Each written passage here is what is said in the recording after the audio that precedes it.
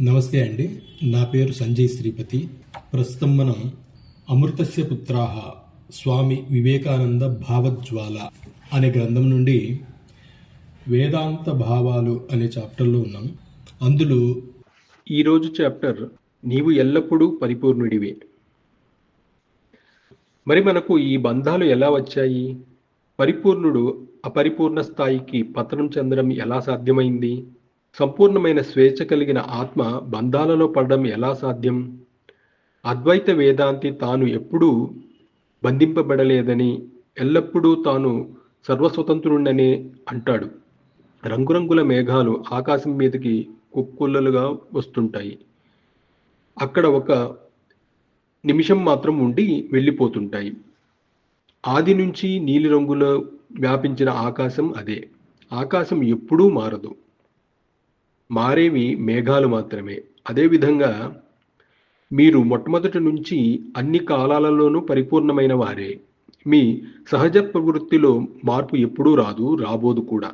నేను లోపభూయిష్టమైన వాణ్ణి, నేను పురుషుణ్ణి, నేను స్త్రీని, నేను పాపిని, నేను మనస్సును, నాకు భావాలున్నాయి, నేను ఆలోచిస్తాను. ఈ ఆలోచనలన్నీ భ్రమలే. మీరు ఎప్పుడూ ఆలోచించరు.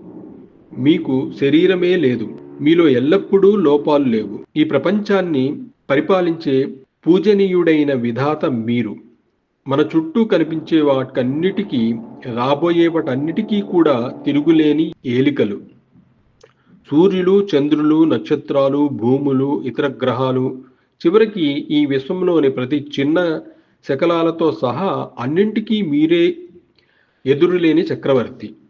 మీ ద్వారానే సూర్యుడు కాంతిని ఇస్తున్నాడు, నక్షత్రాలు ప్రకాశిస్తున్నాయి, భూమి అందంగా తయారైంది. నేనొకసారి భారతదేశంలో ఒక ఎడారిలో ప్రయాణిస్తున్నాను.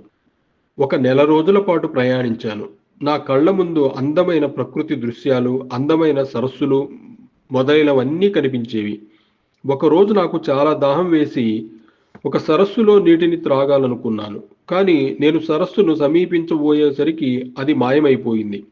వెనువెంటనే అది సరస్సు కాదని నేను జీవితంలో ఎన్నోసార్లు దేని గురించి చదివానో ఆ ఎండమావి అదేనన్న ఆలోచన నా మనసులో తళుక్కున మెరిసింది.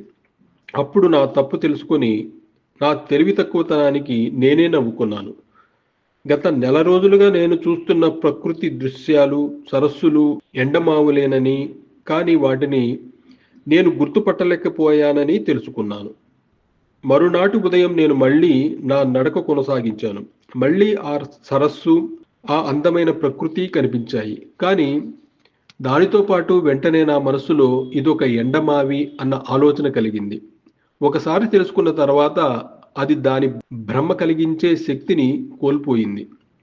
అదేవిధంగా ఈ విశ్వం అనే భ్రమ ఏదో ఒక రోజు తొలగిపోతుంది.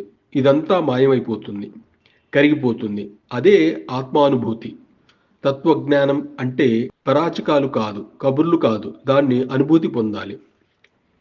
ఈ అజ్ఞానాన్ని మనలో అణువణువున నింపుకున్న ఈ అపోహలను శాస్త్రాలు ఒక ఎడతగని క్రమంగా అభివర్ణించాయి. కానీ నిజానికి ఈ అజ్ఞానానికి ఒక అంతం ఉంది. బ్రహ్మం మాత్రమే కొద్దిపాటి మార్పును కూడా పొందకుండా ఒకేలా నిలిచి ఉంటుంది.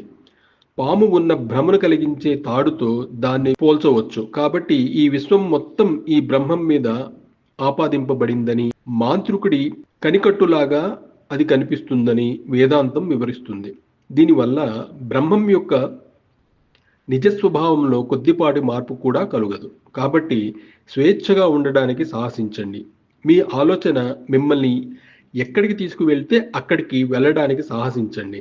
ఆ ఆలోచనను మీ జీవితంలో ఆచరించి చూడడానికి సాహసించండి. జ్ఞాన మార్గాన్ని అనుసరించడం చాలా కష్టం. పాంచభౌతికమైన రూపాలను బ్రద్దలు కొట్టడానికి సాహసించే అత్యంత ధీరులకు, మనోకల్పిత రూప ప్రపంచాన్ని ఛేదించడానికి సిద్ధపడే సాహసోపేతలకు మాత్రమే ఈ మార్గం. ఈ శరీరం నేను కాదు, ఇది పోవాల్సిందే. నేను సత్ చిత్ ఆనంద పరబ్రహ్మాన్ని, నేనే బ్రహ్మాన్ని, నేనే బ్రహ్మాన్ని. నేను ఎవరిని వెతకాలి? ఎవరి నుంచి తప్పించుకోవాలి? నేను ఎవరినీ వెతకను, ఎవరి నుంచి తప్పించుకోను కూడా. ఎందుకంటే నేనే ఈ విశ్వాన్ని. నన్ను నేను స్తుతించుకుంటాను. నన్ను నేను నిందించుకుంటాను. నాకు నేనే బాధపడతాను. నా ఇచ్ఛతోనే సంతోషంలో మునిగిపోతాను. నేను సర్వస్వతంత్రుణ్ణి అని ధైర్యవంతుడు, సాహసవంతుడు అయిన జ్ఞాని అంటాడు. ఈ విశ్వం మొత్తం కుప్పకూలిపోయినా సరే, అతడు ఒక చిరునవ్వుతో దానికి అసలు ఉనికి అనేదే లేదని, అదంతా కేవలం ఒక భ్రమ అని అంటాడు. ఈ విశ్వం తల్లక్రిందులైపోవడాన్నే అతడు చూడగలుగుతాడు.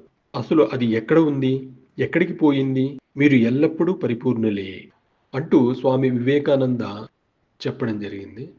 మనం మరొక చాప్టర్‌లో గురు శిష్య సంప్రదాయం గురించి తెలుసుకుందాం. అప్పటి వరకు సెలవు. నమస్కారం.